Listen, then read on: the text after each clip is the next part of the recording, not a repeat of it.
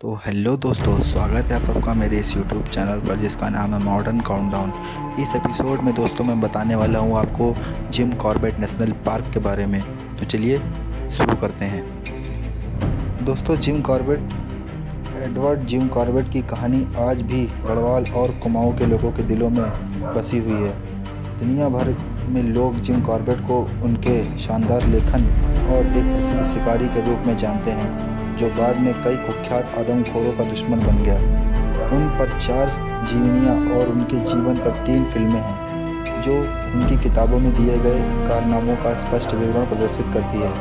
Edward James Corbett का जन्म 25 जुलाई 1875 को उत्तराखंड के नैनीताल जिले में अंग्रेजी वंश में हुआ था।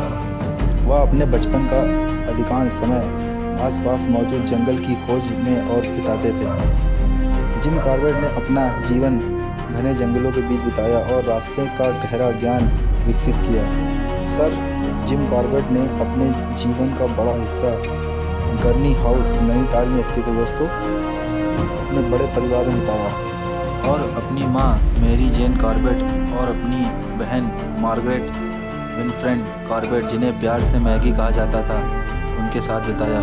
जब जिम कॉर्बेट 4 वर्ष के थे तब उनके पिता, जो नैनीताल में पोस्ट मास्टर थे, की मृत्यु हो गई थी। विधवा की अल्प पेंशन पर 12 बच्चों के पालन पोषण और शिक्षा की पूरी जिम्मेदारी कॉर्बेट की मां पर आ गई। कम उम्र के बाद जिम कॉर्बेट को अपनी 6 सदस्यों के परिवार का भरण पोषण करने की जिम्मेदारी का सामना करना पड़ा, इसलिए उन्होंने रेलवे में नौकरी कर ली। अब दोस्तों हम लोग बात करते हैं जिम कॉर्बेट की विरासत के बारे में। प्रकृति और संस्कृति का मिश्रण कौन कहता है कि पृथ्वी ग्रह पर खोजने के लिए कुछ भी नहीं है।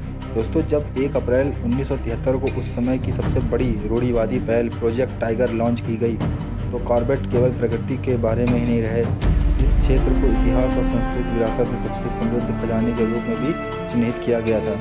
यह संरक्षण की एक लंबी परंपरा है। जब जंगलों को बचाने का पहला प्रयास 19वीं शताब्दी की शुरुआत में किया गया था।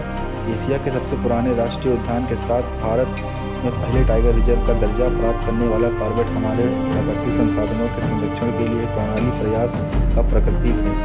प्रसिद्ध शिकारी या संरक्षणवादी सर एडवर्ड जेम्स कॉर्बेट को यहाँ के एक छोटे से परिचय की आवश्यकता है। इस जादुई भूमि के संरक्षण में उनका बहुमूल्य योगदान आज भी नैनीताल और दुनिया भर के लोगों के दिलो दिमाग में जीवित है।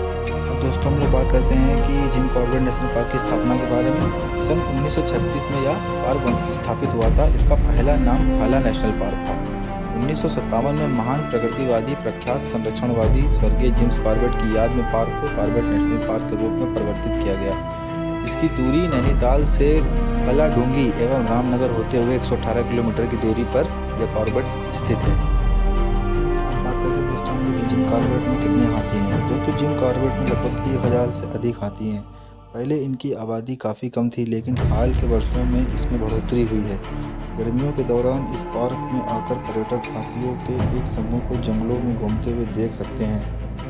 दोस्तों, अब हम लोग बात करते हैं कि जिम कॉर्बेट नेशनल पार्क में कितने बाघ हैं। जिम कॉर्बेट राष्ट्रीय उद्यान में अत्यधिक पारिस्थितिकी तंत्र है, क्योंकि यहाँ 225 बाघ और लगभग 1100 के लगभग जंगली हाथी, जबकि बांधवगढ़, रणथंभौर और कान्हा जैसे अन्य राष्ट्रीय उद्यानों के मुख्य रूप से बाघ देखे जा सकते हैं। दोस्तों, बात करते हैं क्या जिम कॉर्बेट नेशनल पार्क में शेर है या नहीं।